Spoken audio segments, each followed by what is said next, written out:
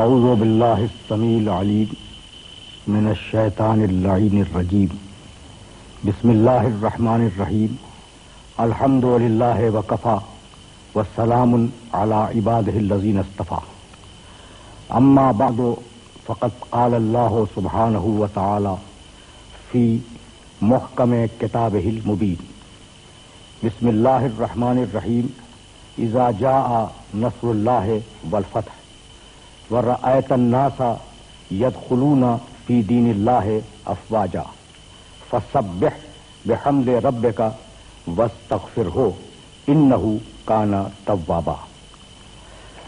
عزیزان محترم، سورۃ النصر قرآن مجید کے 30ویں پارے کا مشہور سورہ ہے، اور میں نے اس گفتگو کے لیے اس پورے سورے کی تلاوت کا شرف حاصل کیا۔ اس سورہ مبارکہ میں پروردگار عالم نے پیغمبر اکرم صلی اللہ علیہ وآلہ وسلم کو مخاطب فرما کر یہ ارشاد کیا کہ اذا جاء نصر اللہ، جب مدد آ جائے اور آ جائے گی، والفتح، اور جب فتح تمہارے نصیب میں ہو اور ہو جائے، تو جب فتح آ جائے، مدد آ جائے، ورأیت الناس، اور تم لوگوں کو دیکھو کہ یدخلون فی دین اللہ افواجا، کہ لوگ اللہ کے دین میں فوج در فوج داخل ہو رہے ہیں، تو جب مدد آ جائے، فتح آ جائے، اور فوج در فوج اور غول در غول لوگ دین اسلام میں داخل ہونے لگیں، تو اب تم کیا کرو؟ فسبح بحمد ربک،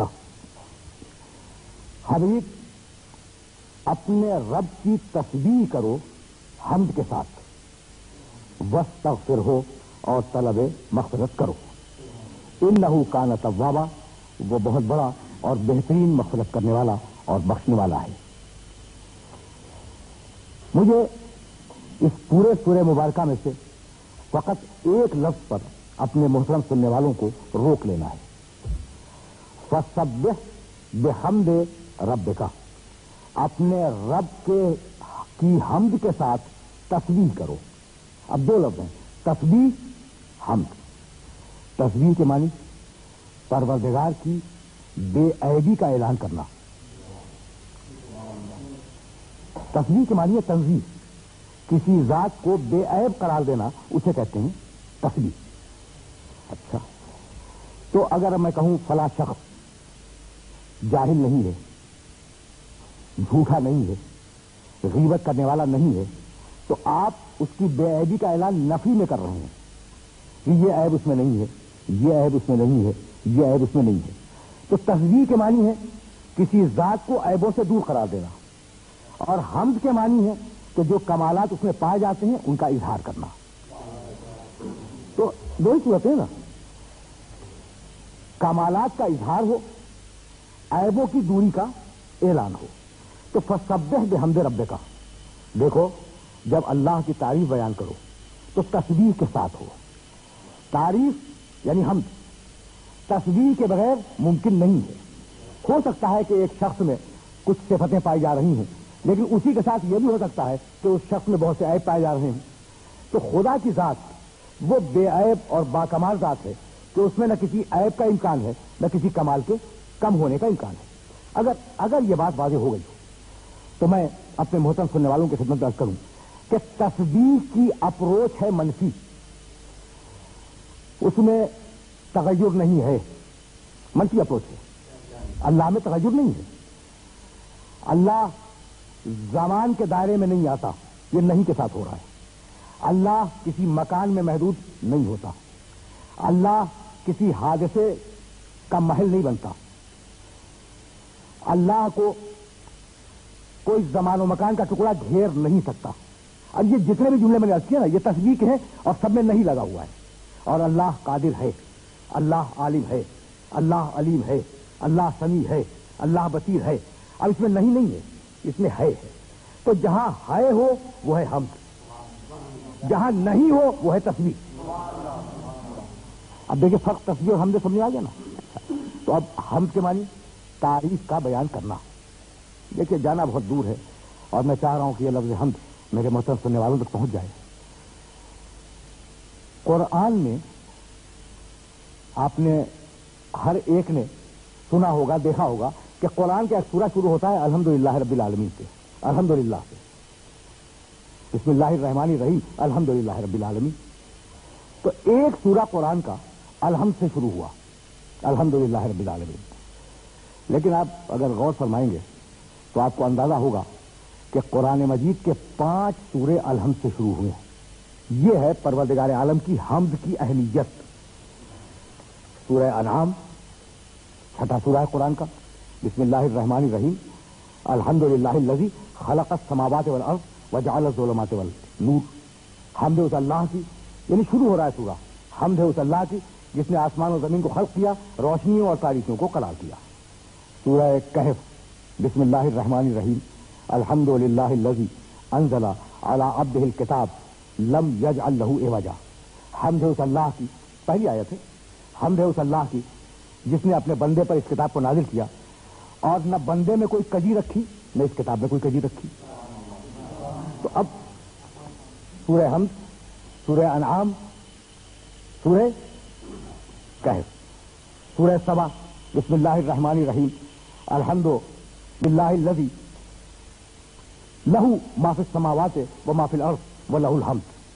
حمد ہے اس اللہ کی کہ کائنات کا ذرہ ذرہ اس کی ملکیت میں ہے، و لہ الحمد اور ساری حمد اس کی ملکیت ہے. تو اب یہ سورہ سبا. سورہ فاطر 35واں سورہ قرآن مجید کا، بسم اللہ الرحمن الرحیم الحمدللہ فاطر السماوات، الحمدللہ فاطر السماوات.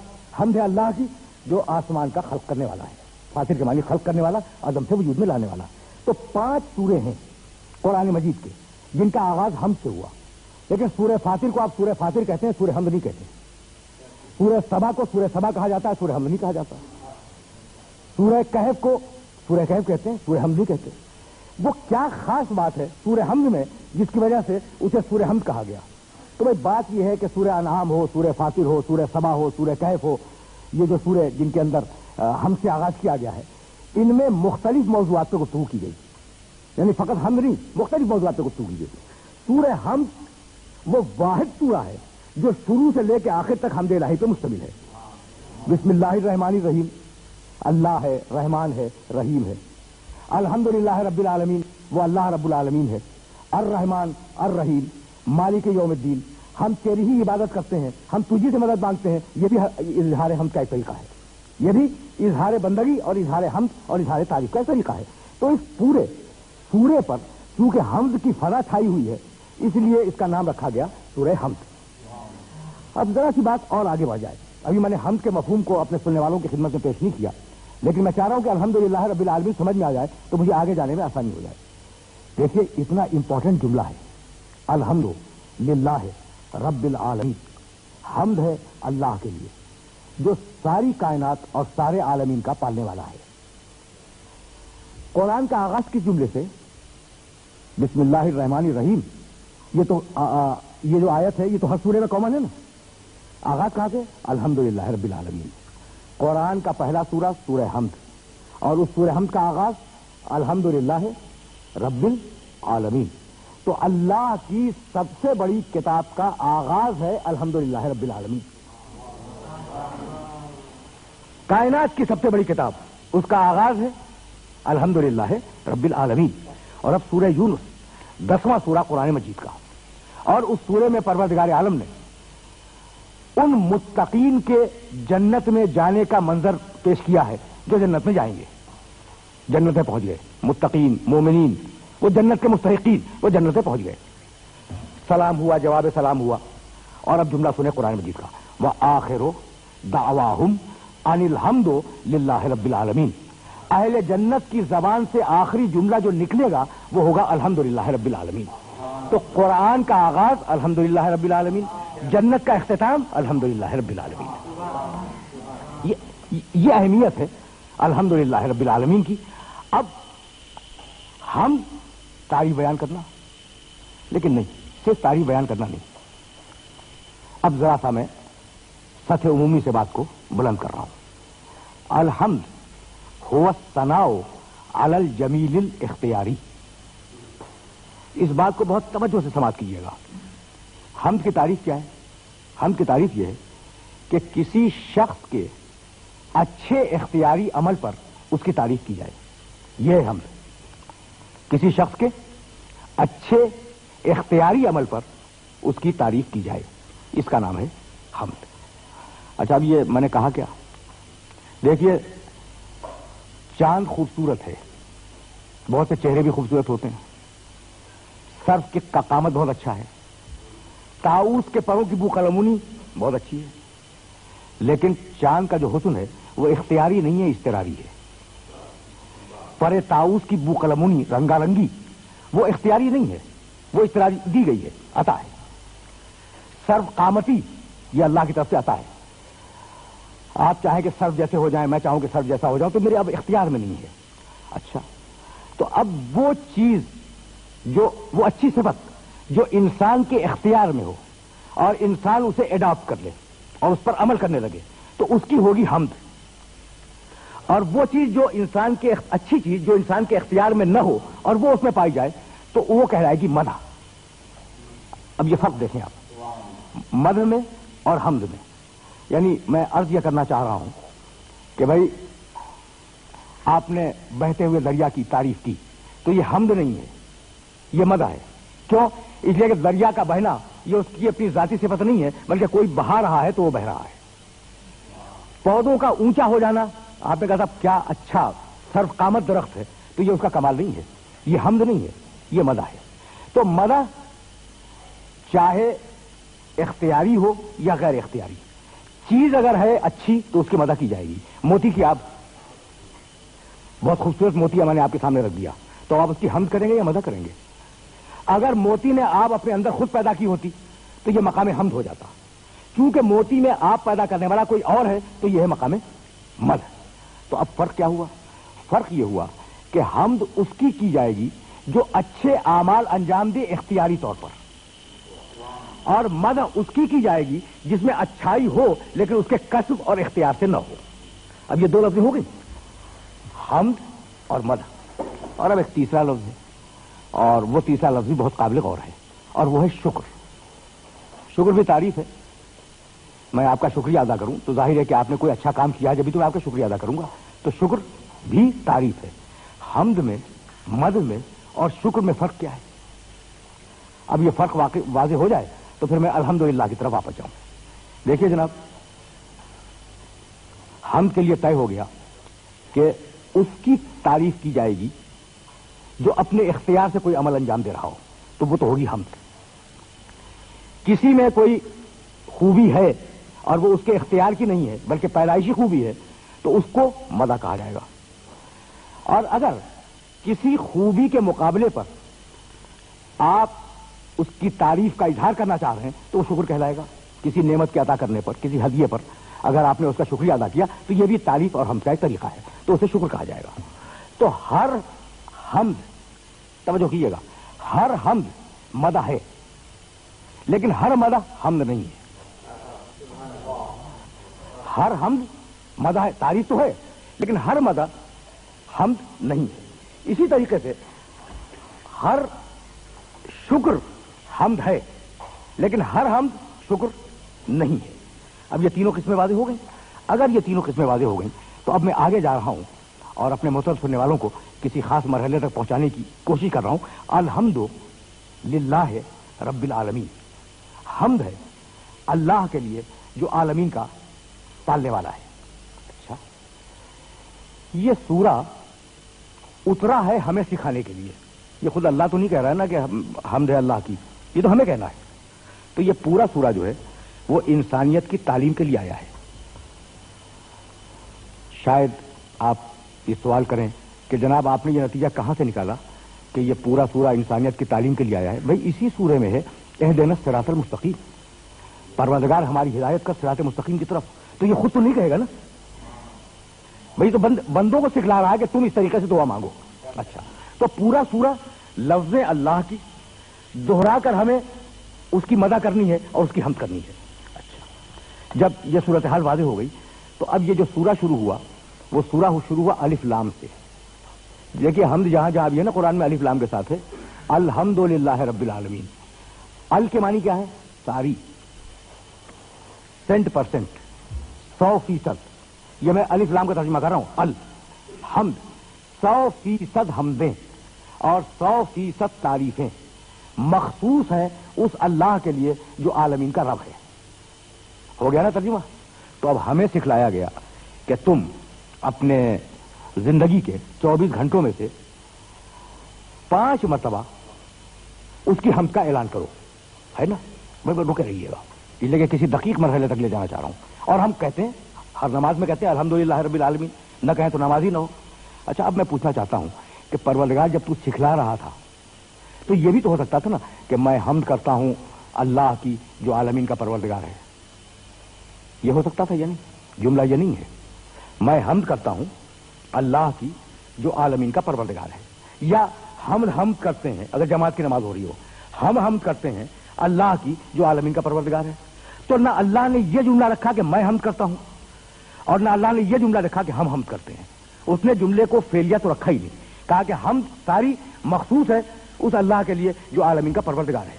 तो मैं हमद करता हूं ये क्यों नहीं रखा? उसका सबब यह है कि अगर यह जुमला होता कि हम हमद करते हैं अल्लाह की, तो यह तो साबित हो जाता कि हम हमद करते हैं, लेकिन यह साबित न होता कि पूरी कायनात भी हमद कर रही है।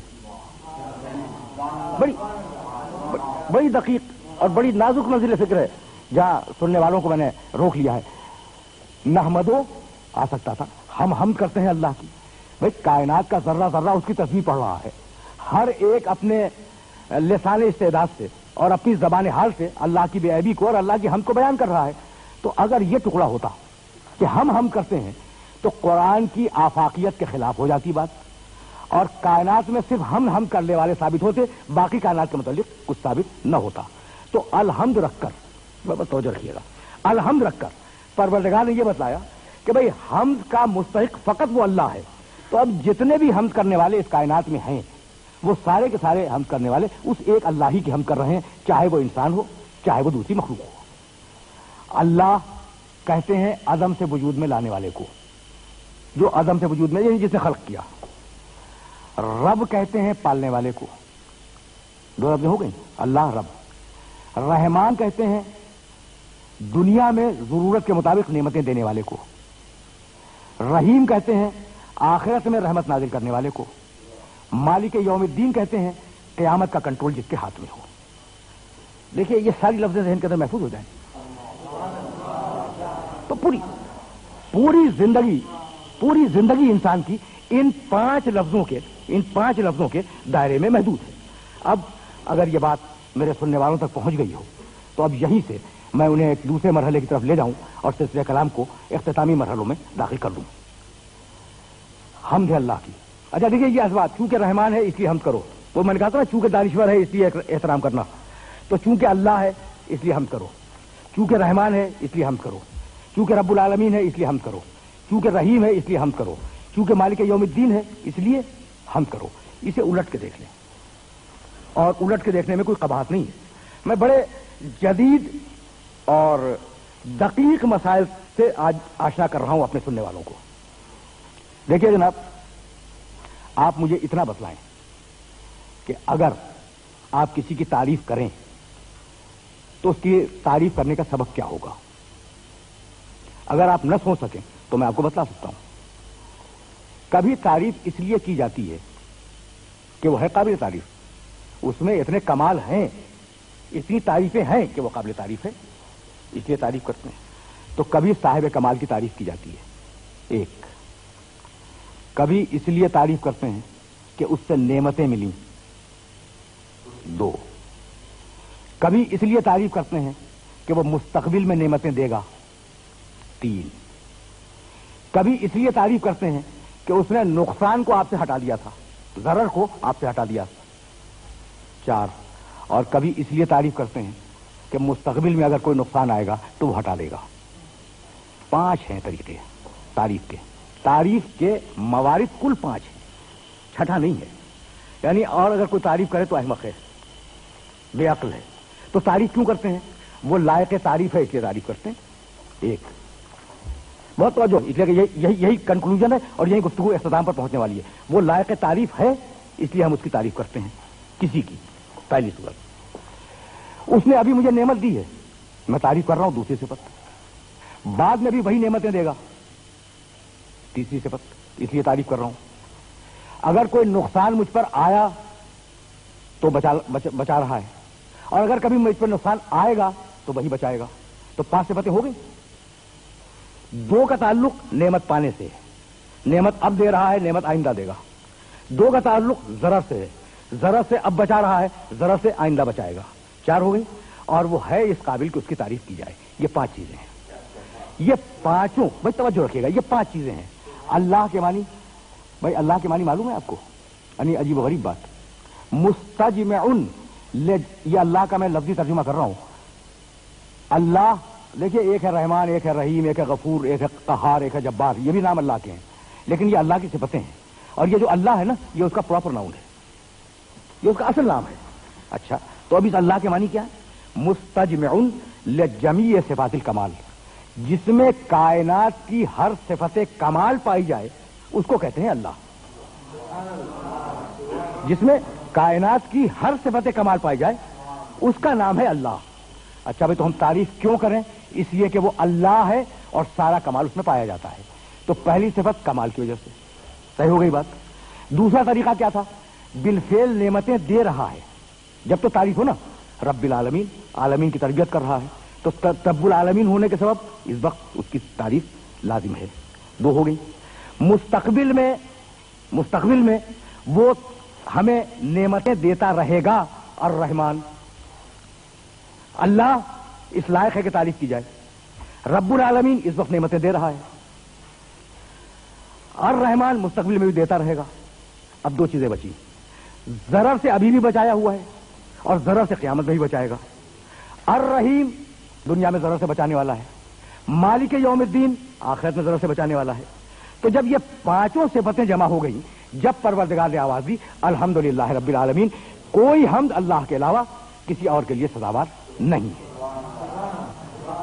یہ بڑے دقیق مسائل تھے اور میں نے کوشش یہ کی کہ بڑی آسانی کے ساتھ آپ کی خدمت میں پیش کروں. اچھا، ساری جتنی بھی تعریفیں ہیں وہ مخصوص ہے اس اللہ کے لیے جو عالمین کا پروردگار ہے.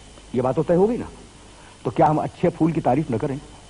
خوبصورت سا پھول، اچھا بہتا ہوا دریا، گھاس سبزہ، باغ بیل بوٹے، اچھی صورتیں میں تعریف تو ہوتی ہیں. اچھی گفتگو، اچھا شعر، کسی چیز کی تعریف نہیں ہوتی. اور پروردگار عالم یہ فرماتا ہے الحمدللہ رب العالمین، ساری تعریفیں مخصوص ہیں، ساری تعریفیں مخصوص ہیں اس اللہ کے لیے جو عالمین کا پروردگار ہے. تو جب ساری تعریفیں اللہ کے لیے مخصوص ہیں تو جناب آپ کسی کی خطابت کی یا کسی کی شاعری کی تعریف کیسے کر سکتے ہیں؟ ہے نا قابل غور بات.